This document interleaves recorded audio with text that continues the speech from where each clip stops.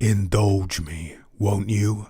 And pretend that you're scrolling through the Steam store page, maybe the discount and event tabs, seeing what's on offer, when a banner suddenly catches your eye. It's pixel art, so probably indie, of a woman staring, almost leering at you with this uncomfortably open and direct look in her unnaturally red eyes, like she's stripping and sizing you up with her gaze. The slight angle giving just enough of an impression that she's looking down at you to make you feel uneasy, like some unevolved part of you knows you're being looked at as prey. Against your better judgment, you tear your gaze away from her towards the title, which reads Saeko, Giantess Dating Sim. Are you clicking on this game? Be honest, would you? Honestly, I can't tell you I wouldn't. I can see myself skipping over it completely just based off that name, but we'll never know, because I didn't find this game browsing through the storefront. It was recommended to me, and honestly, I'm very glad that I took that recommendation, because as hilarious as it is to say aloud, Saeko, Giantess Dating Sim, is one of the best games I have ever played. Easily the most impactful gaming experience I've had since Signalis, and that includes the Xenoblade game that's come out since then. Those of you who've been here a while know that's high praise. You've read the title, you've seen the thumbnail, you know we're gonna go to some freaky places beyond the inherent freak a game subtitled Giantess Dating Sim already has. So let's just hop right in with the additional warning that the game we'll be talking about contains and is indeed predicated upon sexual and violent themes, including but certainly not limited to human death and consumption. Please do not read too much into the fact that this is the second video in like 4 months about cannibalism. I swear this isn't gonna be a trend. Hopefully.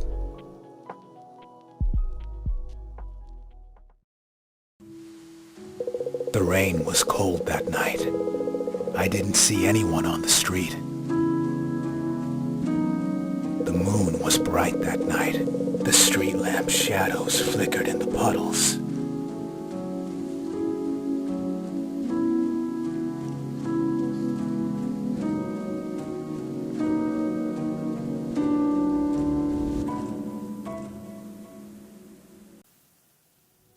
Saeko, Giantess Dating Sim takes place in 2008 and puts you in the shoes of Rin, an androgynous young man who suddenly finds himself shrunk down to the size of a fingernail with no memories of how he ended up this way, or even of his life prior to this. He awakens in the care of a university student named Saeko, who tells him that she's happy to keep him safe in her room and take care of all his needs until they find a way to restore his size and his memories. She leaves Rin in one of her drawers where he meets 3 other little people like him. Chio, a flirty woman who seems oddly familiar with Rin despite having never met him. Taki, an affable but uncomfortably perceptive young man. And Moko, a pervert.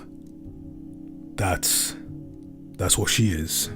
Taki runs the rules by Rin, namely that he, as the newly appointed supervisor, is responsible for dividing up the limited resources and items that Saeko has left them amongst the little people. And to start him off, he has Rin bring him a spinning top, which he immediately crashes into the wall, and feed Moko the lone food item in the drawer, a peanut.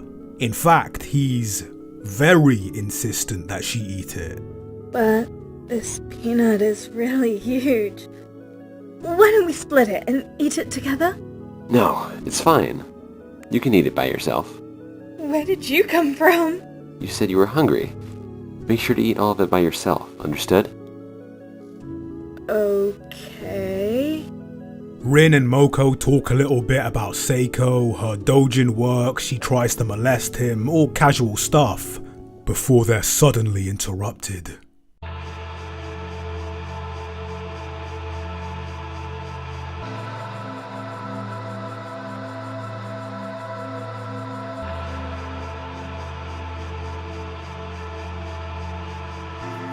Hello, cute. people. Did you get along while I was away? My 5th lecture ran longer than usual, and I'm a little peckish. Could I have another one of you today as a treat?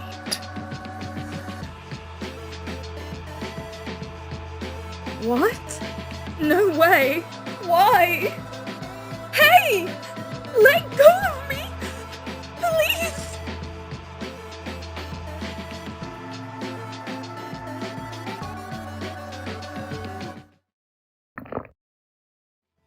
Excellent work for your first job, Rin. Why are you so shocked? I didn't... Oh. Hey, Taki. I told you to explain everything to Rin, didn't I? Yes, but if he found out everything right away, I thought he might object.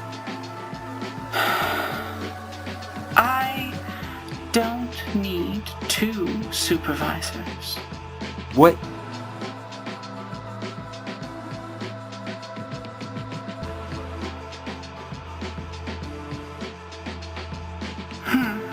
My fingers are a little dirty. Well, now you know how things are. You're in charge, Rin. And welcome to my world. And so begins Rin's life as the supervisor, choosing Saeko's meals for her, and he better choose well, or else he risks her taking her annoyance out on everyone in the drawer at once, including him.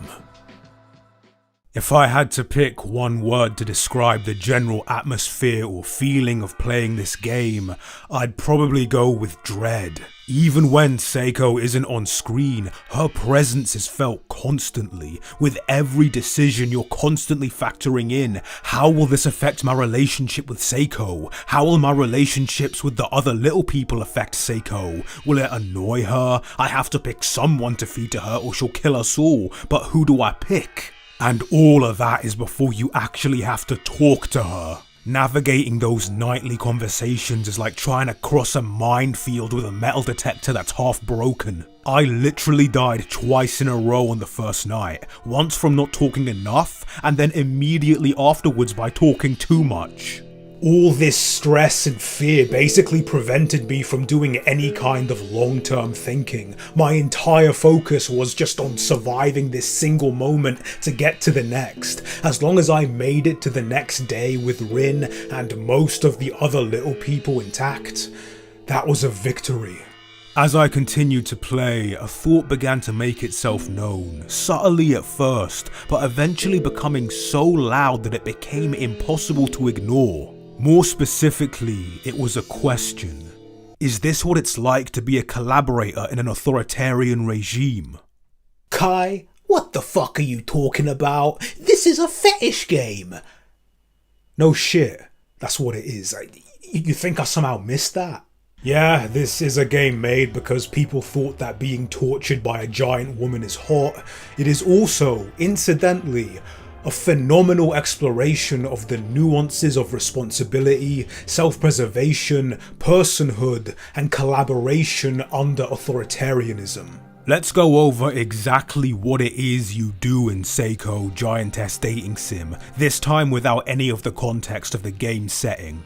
You are a middle manager in a rigidly organised and hierarchical system, at the centre of which is an all-encompassing, all-powerful authority that rules through its monopoly on violence. Using said monopoly, it forces subjugation upon the lower classes by positioning itself as the only source of order and safety, an order that nonetheless requires people within said lower classes to also help in the upkeep of, as without their participation, the forced contract dissolves and the system falls apart.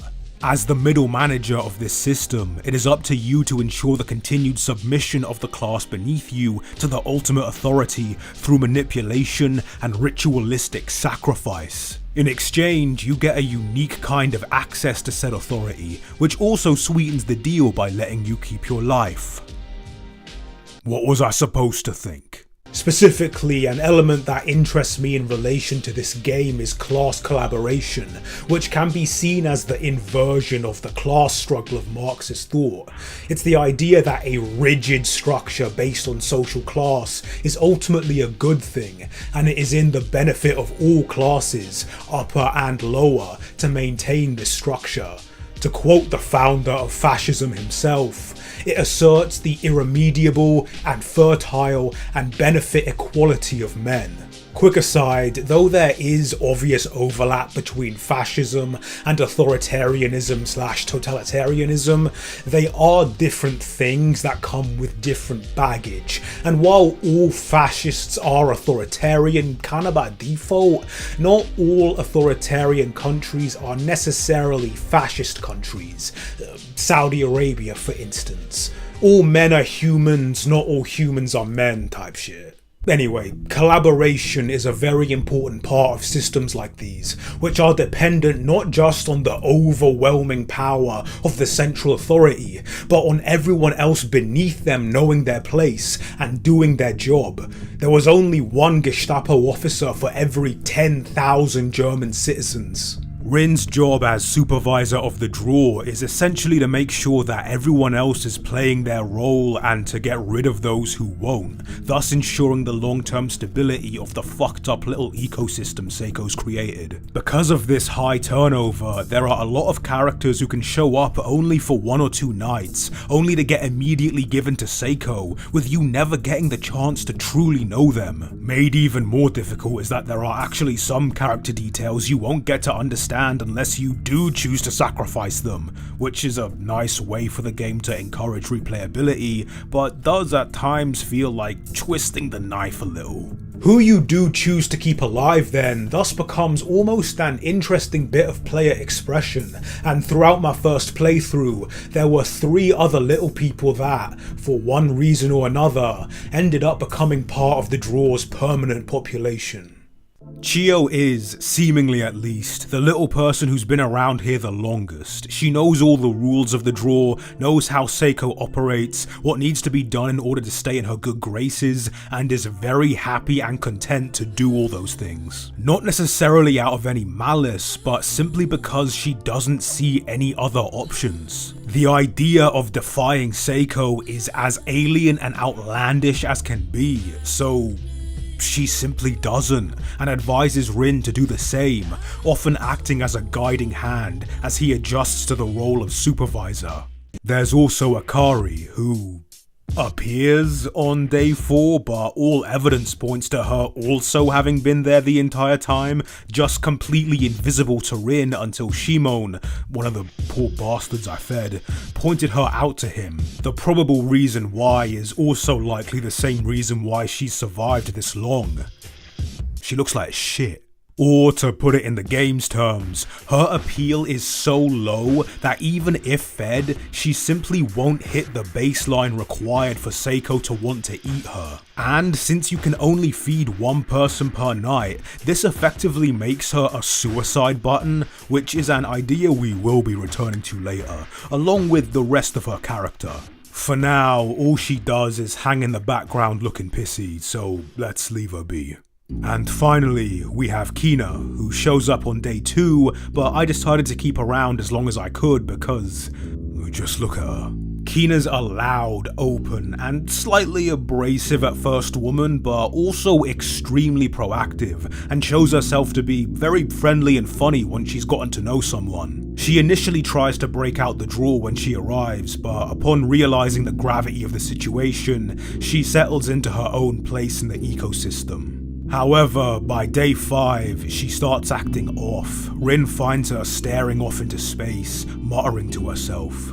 When confronted, she denies that she's hung up on seeing the other people get eaten, but admits that she is growing tired. tired of living like this, in this space, before suddenly offering herself to be tonight's meal for Saeko. She says that she feels like she's lived her life to the fullest while she still had it, and rather than letting it drag on forever in a tiny box at the mercy of a giant, cannibalistic god, she'll go out now when she's as good and ready as she'll ever be. Don't look like that. All great artists die young in accidents or whatever. Can't become a legend if you waste your life living. That's why I'm putting aside stuff like pity and fear to be eaten by that giant woman. But you gotta have somebody remember you to become a legend. Rin, you get what I'm saying, right? There aren't corpses or gravestones here. Only memories get left behind. So it doesn't matter how you do it, but you have to keep living for as long as you can. And remember me for as long as you can. Got it, kid? Yeah, I'll remember. I'll definitely remember you.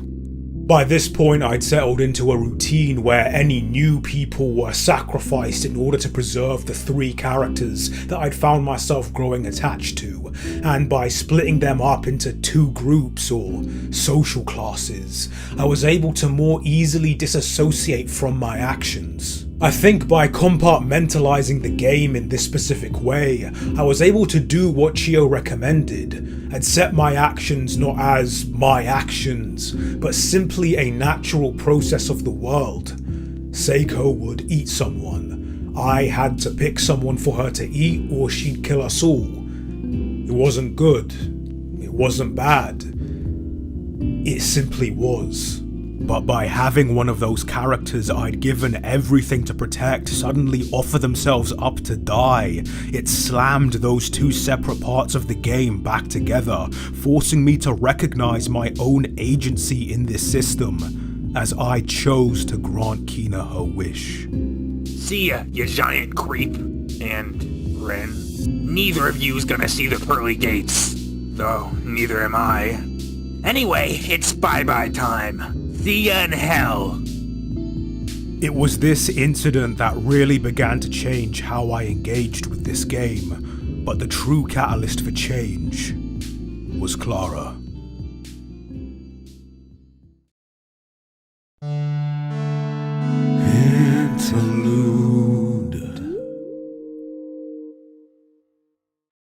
If you want to help me make videos like these, then you can help support me by watching, keep doing that, sharing the video, buying my music on Bandcamp, as well as supporting me on Ko-fi or Patreon. It's how I was able to afford this shiny new laptop. I'd especially recommend the latter, since that's where you also get access to videos a day early previews to music I'm working on, behind the scenes updates, and credits in all my videos while you're a member. There's also Kingscreek, the serialized horror podcast I write, score, and produce, available on YouTube, Apple Pods, or wherever it is you like to listen. Season 1 has 20 episodes all ready for you, with Season 2 coming soon. Also, 3 hours after this video goes up, me and Kingscreek creator TSD Talks will be going live on the Kingscreek YouTube channel to stream Reanimal. Come say hi, link is in the description. Right now, I want to thank all my current patrons, in particular Michael Coolwood, El Bigante, and Fox. But especially El Bigante, since they're the one who recommended that I check Saeko Giantess dating sim out, since they felt it meshed well with a video I'd made previously. So if you needed extra incentive, I'm more likely to take your recommendation seriously over there, I guess. Other than that, like, comment, share, back to your regularly scheduled programming. Clara appears on day 5 as the latest person to fall victim to Saeko and immediately shakes up the status quo, as she is someone who actually knows Rin from before the draw, having literally been his ex, which she proves through her knowledge of his armpit fetish. You know what? I get it more than the giant thing. It is what it is. Clara has actually been looking into Rin's disappearance long before getting caught herself. You can actually read the copy-pasta emails she sends out en masse about it. And after finally finding him, she's rearing to go and try and find a way to escape together, but is confused when everyone looks at her like she's crazy for suggesting this. By this point in the game, it's been long enough for selecting a person for Saeko to eat, going out and talking to her, and then doing the same the next day to become a status quo. Not a comfortable one, good lord, but there's a familiarity with it now. It's almost been normalized, to the point that it takes having someone completely new and unbiased to the environment to come in, look around and say, "This is fucked up," for you to go, "Oh yeah, nah, this is kinda fucked up." I don't care how large she is. No matter how strong they are, the villain always loses. I know that. I don't know what the other people in here are thinking. I don't even know for certain what you're thinking. But there's one thing I'm sure about. Rin, what's happening here isn't normal. I can't just accept this without a fight. I'll escape from here and help you get back to your kind former self. That's my wish. But the biggest thing Clara's arrival did for me personally was flip my thoughts on arguably the most familiar character in the game outside of Saeko herself. As I mentioned earlier, Chio was one of the two characters I deliberately went out of my way to keep alive as long as I could, partially due to the simple inertia of her being the only other person to survive the first night, but also because, well, I have psychological issues that wouldn't be solved by an older woman holding my head against her generous bosom, but surely they wouldn't be made worse, right? Huh. I think I'm starting to see why people are into this.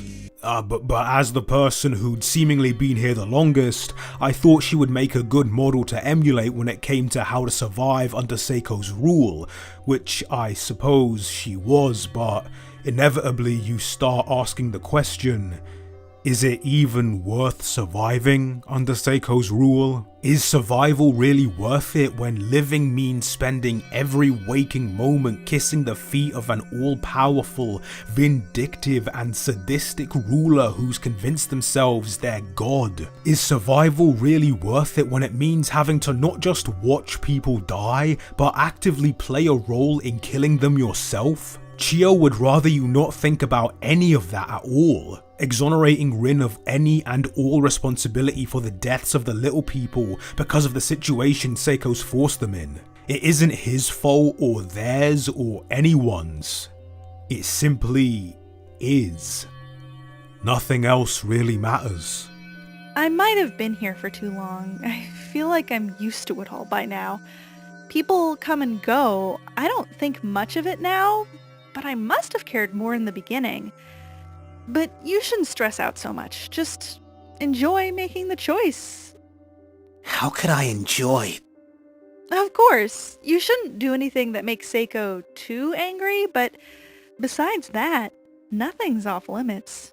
Responsibility, guilt, there's no need for negative stuff like that.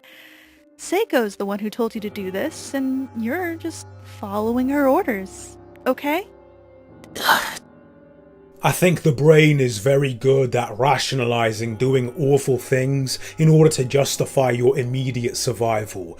It can pull out so many greater good, us versus them, lesser of two evils arguments, or even just block you from thinking about it entirely, like redacting lines from a Word document. It's only until someone actually points them out to you that you begin to notice the gaps, that the justifications you've been giving yourself rarely line up, and when confronted with this dissonance, you really only have two options. You can either consciously embrace it, accept that what you're doing is ultimately evil, and just stop caring. Or you can say, no. I won't be a part of this anymore, even if it kills me. These are the two options that Saeko ultimately presents you with after forcing you to acknowledge Rin's agency in the ongoing situation, and choosing who you feed to Saeko after that, Chio or Clara, essentially acts as your pick. What's interesting is that, depending on how you choose to approach Saeko from this point on, she ends up revealing different aspects of herself and Rin in what feels like an ironic parallel to how you get to know the other little people. Either way though, you do gain insight into why exactly it is that Saeko is doing this, beyond just people taste nice.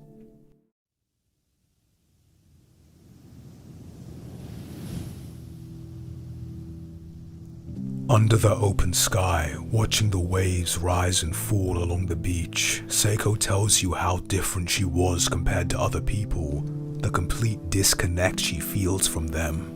She'd watch friends achieve their dreams and feel nothing. She'd have people fall for her and feel nothing. She'd plaster smiles on her face and pretend she's happy being there and feel nothing. But there were times when a dark void inside her would stir. The image of someone crying, the sound of someone's screams, the sight of someone before her, weak, small, and hers to do with as she pleases.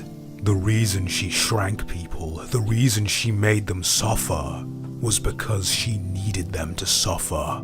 She needed to cause suffering. It was the only way she could find joy, the only way she could find fulfillment.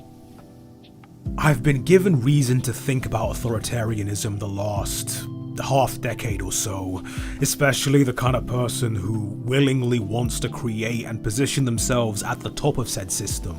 I think to myself, what does this person look like? Someone who not only has no care for human life, but actively enjoys ruining it, who needs everything to be exactly as they want it, who needs everyone to exist purely to appeal to them and how they see things. And I think Saeko is what that person looks like. I think to thrive in a system where the subjugation and taking of human life is ritualized, or indeed to create such a system in the first place, requires a certain kind of disconnect from humanity. Nothing like loneliness or medical disassociation, though those could be symptoms. It is a disconnect that stops someone from understanding why people really enjoy life, why they find joy in things they themselves might consider pointless or even worthless. And I think with that comes a kind of indignation. It's one thing to look at someone enjoying themselves in a way that you can't understand and feel sad or lonely, but to resent someone for that. I can very easily imagine those angry kind of feelings leading to the wish to do violence upon others, and satisfaction when said violence is done. And I'm talking about both Saeko, who is very clearly driven by resentment, but also people who are drawn to real-life authoritarian and fascist movements. The motivation behind them are always drenched in negativity, anger, hate, fear, sadism, all rarely, if ever, directed at the people who deserve it. If anything, they're the ones to exploit it. Anyway, to bring this back to the fetish game, this is the kind of person that Rin needs to turn into in order to thrive in Saeko's world, and yeah, it's unpleasant, which you'd know I'd think if you saw my trying to be a terrible person video a couple months back. There's a kind of resignation about Rin that's awfully contagious, the kind of dark apathy that makes you just want to go, fuck it, I don't care anymore. The scene where you pick Clara, but she obviously doesn't want to eat, so Rin has to chew it and then force feed her himself is grotesque to read. Should you make the choice to become this person, Saeko will reveal the true story behind Rin's capture. Turns out he's actually been a resident of the draw for much longer than he realized, well before he lost his memories, having served as Saeko's supervisor before already, and according to her, he was an enthusiastic one, eventually coming to relish his role in the small, twisted microcosm of tyranny she created. This eventually progressed to the point that Rin actually developed feelings for Saeko. I guess that's where the giantess dating sim aspect comes in. Saeko, uncomfortable and unable to understand those feelings, wiped his memories and started all over again, hoping they could move on. However, realizing that the two are in fact kindred spirits in a sense, she declares that she will no longer run away from those feelings.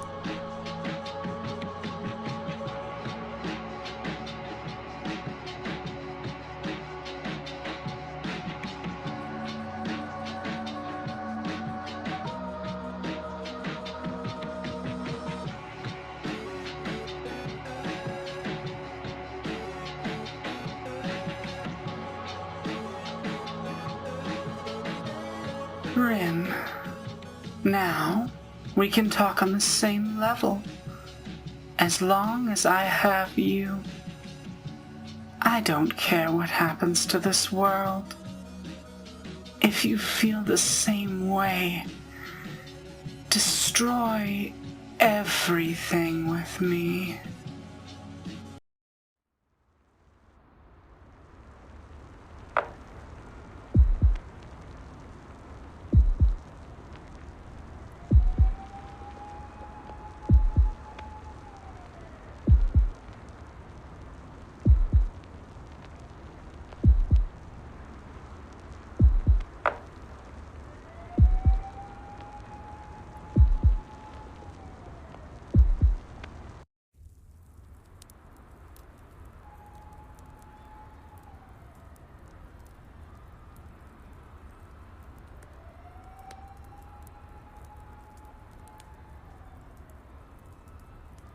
Oh dear.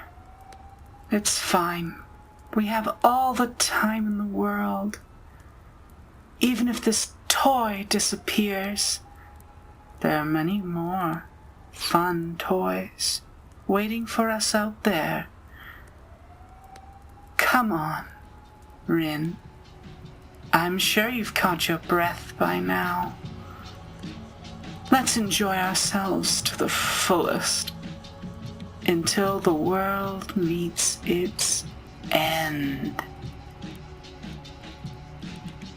As I write this video, I'm fully aware that the developers intended very little, if any, of the analysis I've spent this video giving. The original text is a 20-year-old web novel about a giant teenager who on the boys in her class, shoves one up her and then kills him by covered in pudding before torturing another by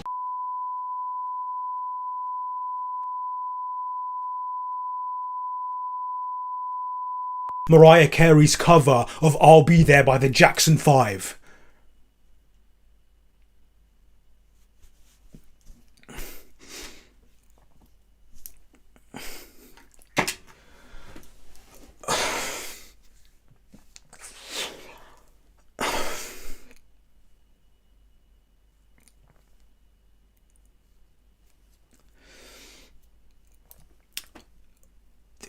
In retrospect, I probably didn't need to read as much of it as I did.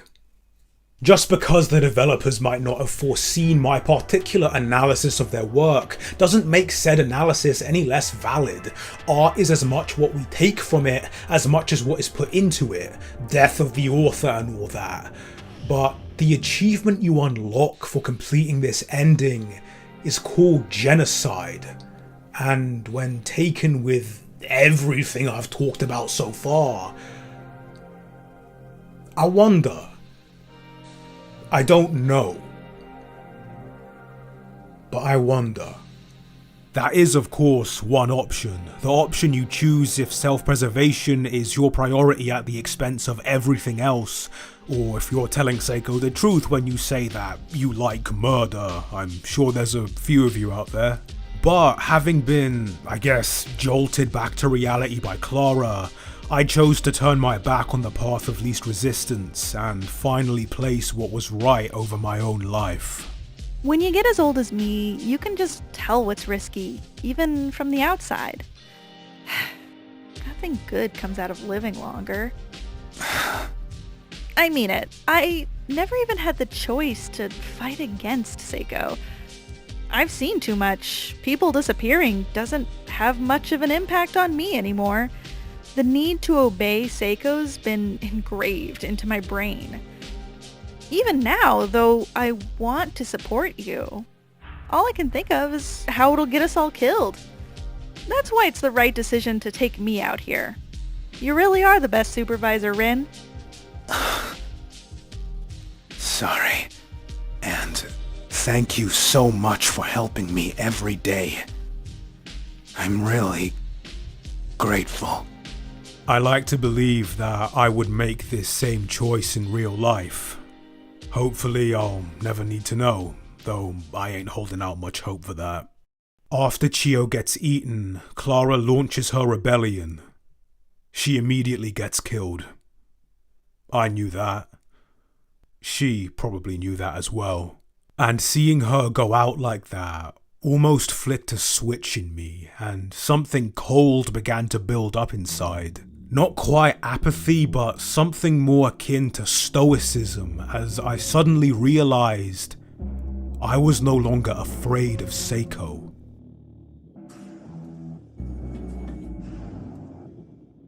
As Rin and Saeko sat on the beach, she asked how I'd enjoyed myself these past few days. I thought back to all the conversations we'd had, the knife edge I danced along every time we spoke, the way my heart leapt into my throat every time the camera panned up to her face, the stress and guilt I felt killing people I didn't know and would never get the chance to, the pain of losing those for whom I did get that chance. Fuck it. Fuck you, Saeko. The cold stoicism turning white hot, I let all that pent-up anxiety and fear melt into frustration and anger. You are a terrible person, Saeko. I don't care how much you think you've suffered, how entitled you feel to other people's lives because you never had one. The fact is, you ruined mine. You ruined thousands of other people's. And that is unforgivable. With much to think about, Saeko takes us back. The next day, Rin and the dingy angel on his shoulder, Akari, awaken to find the latest little person, Kazu, an investigative journalist who breaks the news that, after years of investigating, the police have finally identified Saeko as the lead suspect for all the vanishing incidents and will be confronting her tomorrow. Meaning, as long as Rin can hold out till then, he and Akari will make it out of this alive. The investigation's perfect, and the media are already in on it. The first search will probably start tomorrow morning. So, I bet you're pleased as punch. You'll finally be free. You can go see your family on the outside. However, that still means you need to survive the night, meaning that someone needs to be sacrificed, and, well, since it's been long established that Akari isn't a viable option, there's only one choice, isn't there? Sacrifice Kazu and then escape tomorrow when the police arrive. It's not like they could be blamed for it, all trace of him would vanish inside Saeko, just like everyone else Rin has fed to her. But is that really how we want to end things? Surviving at the cost of other people's lives? That's literally just everything we've been doing the past week, past however long Rin's been here. I thought back to Chio, about all the excuses she gave for inaction, to take the path of supposed pragmatism. I thought back to Kina, who chose to die rather than keep living in a world that stopped giving her new ways to express herself. I thought back to Clara, who rebelled despite knowing she was certain to die, wanting to stay true to herself and her convictions. I thought back to Rin's conversation with Saeko at the beach. Why would I say all that just to keep doing what I've been doing this whole time? Did Kina, Chio, Clara, the thousands of others die just so I could keep doing the thing that got them killed? Even if it inevitably resulted in Saeko getting justice, would they want that? Would I want that?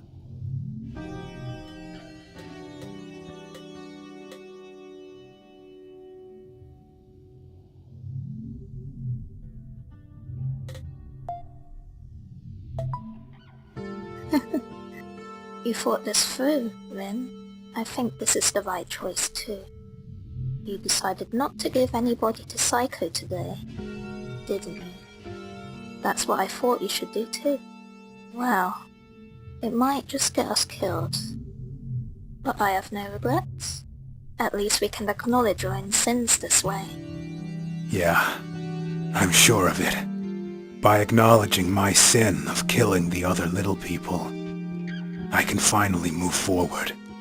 If there's one thing I took away from this game, other than giant woman being a more mainstream fetish than I realized, it's that there's no point in living if you can't live with yourself. There will probably come a time in the near future where I'm faced with making similar choices as Rin, if not in consequence, then in principle. And I now have a clearer image of the fate that awaits me if I choose poorly. To die being true to yourself and what you know to be right is a far better fate than to live a compromised life that you can never truly enjoy. Of course, if given the choice, I would rather not die at all, but these are the kind of choices that authoritarianism forces upon you, and will continue to force upon others until the system itself is brought down. Coming home to find that nobody has been prepared for her, Saeko turns her fury on Rin, who simply tells her that he has decided to face the weight of his sins head on, and thus cannot feed Saeko any more people. Saeko tries to tell him he's crazy, that he should just shut up, not think and do as he's told, that he's ridiculous for thinking he's done anything wrong, but then suddenly finds herself crying. She then leaves without killing anyone. Later that night, when she brings Rin out for his scheduled chat, she gives him the option to skip out tonight. By this point, while I might be able to say I felt empathy for Saeko, any sympathy I might have had was long gone. I chose to return to the drawer. The next day, the police arrive, which Saeko doesn't seem too surprised by, figuring this would happen sooner or later. She opens the drawer and, with a swipe of her hand, returns the 3 survivors to their original size as she herself seemingly vanishes. Kazu tells them to hurry and leave, but before he can join them, Rin looks over at the desk and sees Saeko.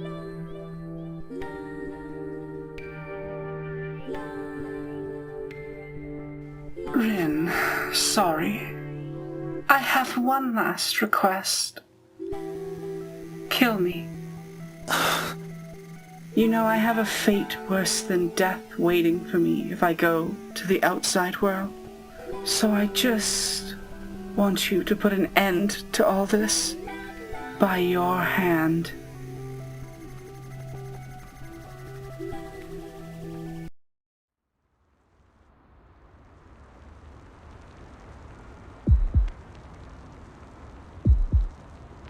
According to the recording of my initial playthrough, I spent just under 3 minutes on this screen, and even now, all these weeks later, I struggle to articulate what exactly it was that kept me frozen. Was it just that I didn't want to kill her, even after everything? I try not to think of myself as a violent person, try not to see hurting, let alone killing someone as any kind of solution. Besides, wasn't the whole point of going against Saeko meant to prove that I could resist her? That I could resist what she stood for and be myself in spite of all that I'd done? If I kill her, and in the same way that she's killed so many others no less, wouldn't that just make me no better than her? No better than I've always been? But I know now where the path of least resistance leads us, for as many people conflict kills, collaboration can harm even more. And in the same way that a tolerant society must be intolerant of intolerance to survive, maybe the best way to end any more suffering is to simply find the root and crush it.